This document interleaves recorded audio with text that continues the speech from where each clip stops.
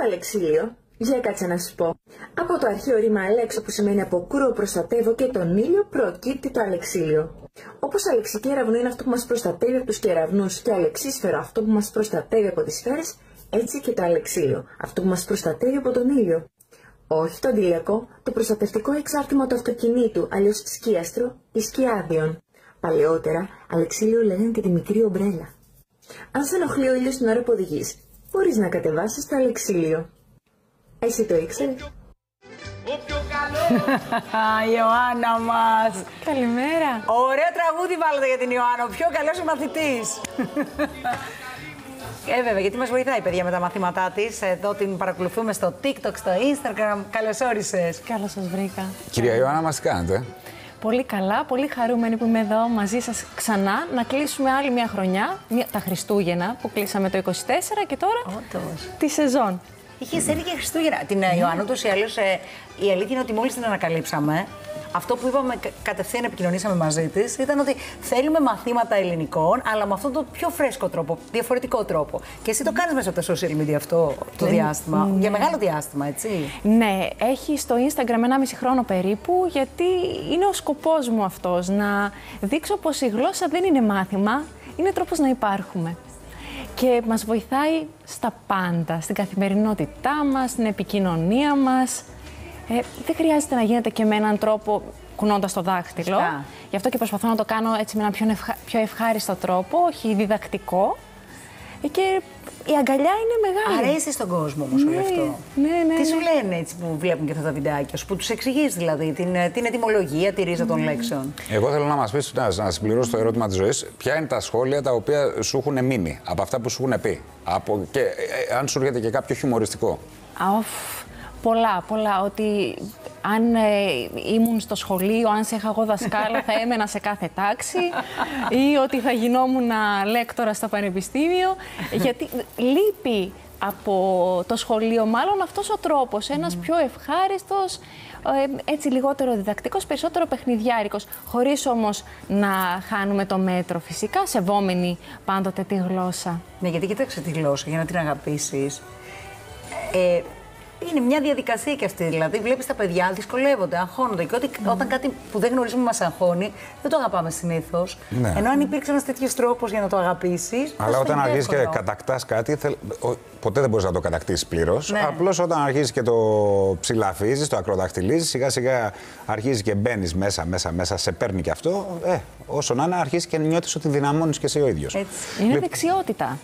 Είναι δεξιότητα. Δεν είναι ένα δώρο. Μπορείς σε κάθε ηλικία αυτό να το βελτιώνεις. Σε κάθε ηλικία, και αυτό θέλω να το τονίσω. Γιατί μου λένε ότι εγώ τώρα πάει, τελείωσα, μεγάλωσα. Όχι, είναι διαβίου μας. Να σου πω, επειδή είσαι σεμνό κορίτσι, κάνεις στράφσεις στα μέσα κοινωνικής δικτύωσης. Περίμενες με μια τέτοια θεματολογία όταν πρωτοξεκινούσες? Πόσο καιρό το έχεις ξεκινήσει? Από το TikTok 2 χρόνια. 2 χρόνια. Λοιπόν, περίμενες όταν ξεκίνησες πριν 2 χρόνια ότι θα έχει τέτοια απήχηση όλο αυτό το ταξίδι? Όχι. Ανέλπιστο και είμαι ευγνώμων, ταπεινά ευγνώμων συνεχώς, και που αγκάλιασαν αυτό το εγχείρημα. Φυσικά δεν ανακάλυψα τον τροχό, έναν πιο δικό μου τρόπο απλώς παρουσιάζω, και που αγκαλιάσαν και το βιβλίο, γιατί το ζήτησε ο κόσμος το βιβλίο, να γίνει όλο αυτό, να το έχει και μαζί του, να το έχει στην τσάντα του, στη βιβλιοθήκη του. Και πραγματικά ανέλπισε. Να δείξουμε και το βιβλίο, έτσι, για να το μάθει και ο κόσμος. Ξέρω, πάει και καταπληκτικά σε πωλήσεις. Κατευθείαν περάσατε σε επανέκδοση. Τι έγινε? Ναι. Εκδόσεις με τέχνιο, σωστά. Για κάτσε να σου πω.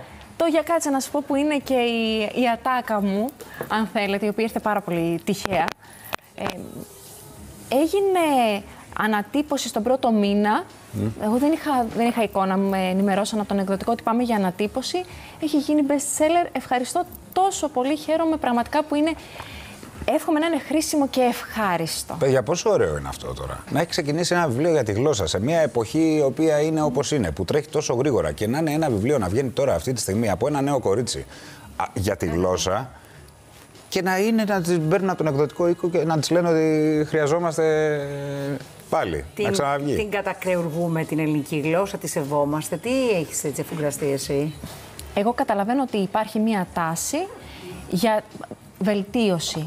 της γλώσσας μας, γιατί καταλαβαίνει ο κόσμος ότι είναι ένα τεράστιο εργαλείο.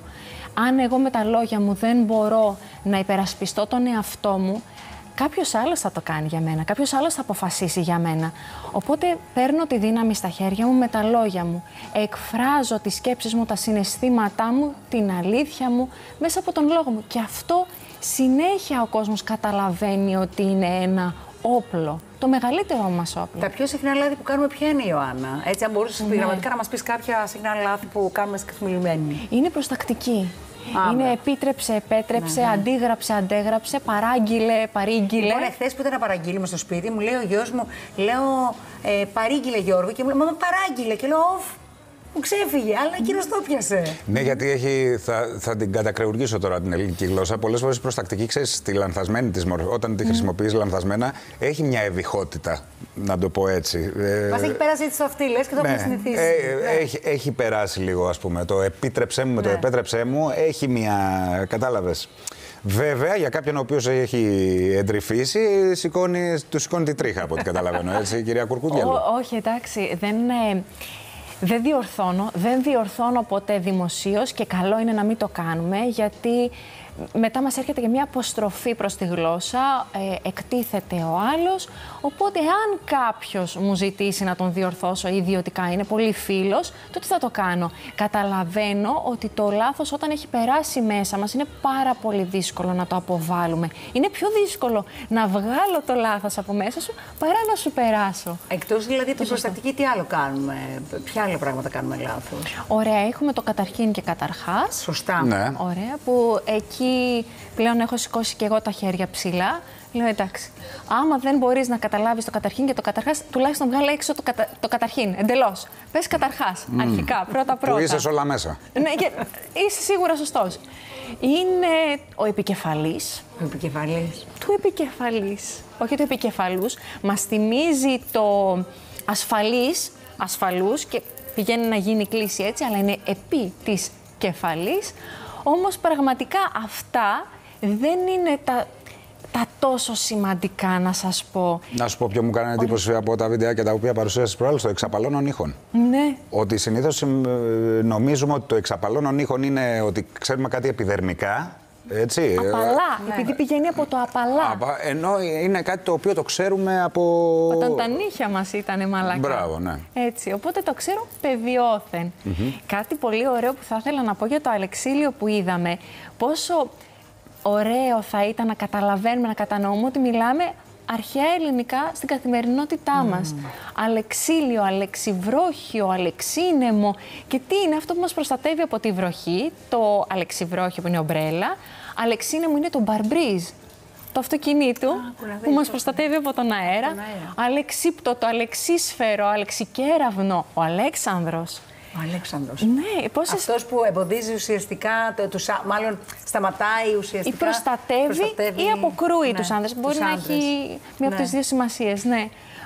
Πόσο ωραίο θα ήταν να κατανοούμε ότι μιλάμε τα αρχαία ελληνικά στην καθημερινότητά μας. Λέμε τρικλινό, από την κλίνη, όχι τρικρέβατο.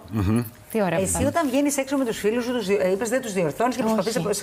Όταν για παράδειγμα βγεις με έναν άνθρωπο ο οποίος δεν μιλάει σωστά ελληνικά. Εκείνη την ώρα είναι αυτό που λέει ο Τάσος, δηλαδή σου χύει στα αυτιά σου πάρα πολύ έντονα, δεν μπορείς να το ξεπεράσεις. Πώς το αντιμετωπίζεις? Επειδή έρχομαι και σε επαφή με πάρα πολύ κόσμο, πλέον ναι, θα το ακούσω κατευθείαν το λάθος, αλλά δεν θα παρεξηγήσω τον άνθρωπο, γιατί κατανοώ πως δεν έχουν όλοι την ίδια φιλολογική παιδεία. Εμένα με ενδιαφέρει οι άνθρωποι να εκφράζονται με όποιον τρόπο, αρκεί να εκφράζονται. Γιατί, να σας πω κάτι πολύ ενδιαφέρον, υπάρχουν μελέτες που δείχνουν πως όταν κάποιος έχει μια φτωχή γλωσσική ικανότητα, έχει περισσότερες πιθανότητες να έχει παραβατική συμπεριφορά. Γιατί δεν εκφράζεται, οπότε τα λόγια, οι σκέψεις, τα συναισθήματα που δεν γίνονται λόγος, βγαίνουν, ξεσπούν κάπου. Αλλού. Ναι, σε πράξεις, σε σιωπές που είναι πάρα πολύ δυνατές. Και αυτό ισχύει και στα παιδιά. Γι' αυτό να δίνουμε χώρο στα παιδιά να μιλούν και να εκφράζονται, όχι μόνο το τι έκανες, τι έφαγες σήμερα, πώς νιώθεις γι' αυτό, τι σε έκανε να φτάσεις σε αυτό το σημείο. Είναι δικιά μας δουλειά, παιδιά, και αυτό έτσι. Δηλαδή και το σχολείο μένα, αλλά κυρίως των γονιών είναι το να βοηθήσεις τα παιδιά και να εντρυφήσουν στην ελληνική γλώσσα και να την αγαπήσουν πρωτίστως. Και πες ότι είναι, ρε παιδιά, όμως από την άλλη μεριά, για να σου κάνω το δικηγόρο του διαβόλου τώρα, πες ότι είναι ένα ζευγάρι, ας πούμε, μια μαμά και ένας μπαμπάς, οι οποίοι έχουν λυπή παιδεία. Ναι. Εντάξει, οι άνθρωποι. Έτσι τα έχει φέρει η ζωή τους κτλ. Το σχολείο πρέπει να είναι, κύριε, στη ζωή. Σίγουρα. Δηλαδή τα παιδιά τα στέλνεις. Η φράση είναι πάει το παιδί σχολείο για να μάθει γράμματα. Δηλαδή δεν του λες πήγαινε το παιδί σχολείο για να μάθει μαθηματικά. Θα πάει το παιδί να μάθει γράμματα. Δηλαδή πόσο σημαντική είναι η γλώσσα. Το σχολείο πρέπει να παίζει πολύ σημαντικό ρόλο σε αυτό. Τώρα μιλάμε από το κοντρόλ. Ένα κοινό λάθος που κάνουμε είναι στις 1. Στις 1. Αυτό μου χτυπάει πολύ. Εκεί τι λες, στις 13. Γιατί πρέπει να διαχωρίσεις του μεσημεριού δεν το λες μία ποτέ 13 προς τον προφορικό λόγο. Όταν το γράφεις στις 13, γιατί οι ώρες είναι 13. Ακριβώς. Όταν το λες όμως είναι στη 1 το μεσημέρι. Στη 1 και έχει μείνει και το στη 9, έτσι, από το παλιό σύριαλ. Το είσαι το τέρι μου, στη 9. Στη 9. Αυτό δεν το έχω ακούσει. Που τον διόρθωσε και του λέει στη 1. Και του μείνε, νόμιζε ότι όλες οι ώρες ότι όλα είναι έτσι. Είναι στη 1, στη 9. Στη 8. Βέβαια τώρα η γλώσσα δεν είναι και ένας ζωντανός οργανισμός που εξελίσσεται και λίγο πολύ βλέπεις ότι και κοινωνιολογικά αλλάζουν κάποια πράγματα. Δηλαδή ο τρόπος που μιλάμε σήμερα προφανώς δεν είναι ο ίδιος με τον τρόπο που μιλούσαμε πριν από 20-30 χρόνια και στο μέλλον προφανώς θα αλλάξουν και πολλά. Βλέπουμε ότι πλέον και τα παιδιά έχουν απλοποιήσει κάποια πράγματα και το σχολείο το ίδιο έχουν απλοποιήσει τις λέξεις. Από εκεί που ήταν το πολυτονικό, ξαφνικά μονοτονικό, μετά. Βλέπεις το κτίριο γράφεται αλλιώς, το κόκαλο γράφεται αλλιώς, το βράδυ γράφεται αλλιώς. Απλοποιούνται σιγά σιγά τα πράγματα. Υπάρχει λόγος για κάποιες αλλαγές στη γλώσσα, υπάρχει λόγος ή υπάρχει απλοποίηση. Δεν θα τα βάλουμε όλα στο ίδιο σακί. Η γλώσσα, ναι, είναι ένας ζωντανός οργανισμός, ομιλείται από τους ανθρώπους που εξελισσόμαστε και εξελίσσεται και εκείνη. Και υπάρχει μία τάση να την χρησιμοποιούμε καθώς μας εξυπηρετεί. Τώρα, υπάρχουν λέξεις, για παράδειγμα, όπως το επικοινωνώ, το ρήμα επικοινωνώ, το οποίο είναι αμετάβατο. Λέμε επικοινωνώ με κάποιον και όχι επικοινωνώ κάτι. Βλέπουμε όμως ότι υπάρχει μία τάση να γίνει μεταβατικό. Επικοινώνησε τα συναισθήματά σου. Αυτό μπορεί να περάσει. Δεν είναι όμως τόσο σοβαρό όσο το να καταπατήσω τους γλωσσικούς κανόνες. Κατάλαβα. Τώρα με όλα αυτά που λες όμως νιώθω ότι μας φλεξάρεις. Για να μιλήσω σωστά ελληνικά, λοιπόν, και θέλω να σε ρωτήσω... Πώς το λένε και το άλλο, όταν κάτι θέλεις να κάνεις εντύπωση. Να κάνεις εντύπωση. Αχ, δεν με ρωτάς. Το φλεξάρο είναι το κάνω εντύπωση, μπορεί να είναι και αυτό. Επιδεικνύει. Το φλεξάρο είναι αυτό, ναι. Μάλιστα.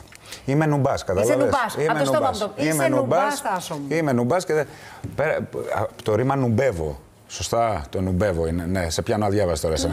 Ναι, αλλά πού θέλω να καταλήξω. Τα μέσα. Είναι ρήμα νουμπεύω. Όχι, ρε, εσύ. Νουμπάς.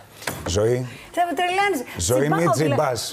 Εγώ είμαι ο νουμπάς. Δεν είναι κακό να πεις δεν ξέρω. Να βγάλουμε και αυτήν την ενοχή. Αν υπήρχε ρήμα και δεν το ήξερα, λέω ελεύθερα. Μα και οι δύο τώρα εδώ που τα λέμε, τον κοιτάξαμε με γουρνούμενα λέω ελεύθερα, δεν ξέρω όμως. Νουμπεύτηκα, εγώ νουμπεύτηκα, εσύ νουμπεύτηκες, νούμπισα. Πάντως λοιπόν, τώρα φαντάζομαι ότι όλο αυτό το λες, γιατί τα παιδιά μιλάνε πάρα πολύ με αυτές τις ορολογίες και τα social media έχουν μπει για τα καλά έτσι, στη ζωή μας και δεν κατανοούμε ούτε καλά ορθογραφικά λάθη, δεν το συζητάμε παιδιά στα SMS και στα μηνύματα. Εντάξει. Αλλά τι ρόλο έχουν παίξει στα μέσα κοινωνικής δικτύωσης και όλη η καινούργια, ας πούμε, αυτή. Πώς να το πω, το καινούργιο αλφάβητο που χρησιμοποιούν ουσιαστικά τα παιδιά. Δεν ξέρω αν έχει παίξει μεγαλύτερο ρόλο στη γλώσσα από ότι στην ψυχοσύνθεση των παιδιών. Εγώ εκεί θα έδινα το βάρος, αλλά δεν είναι ο τομέας μου.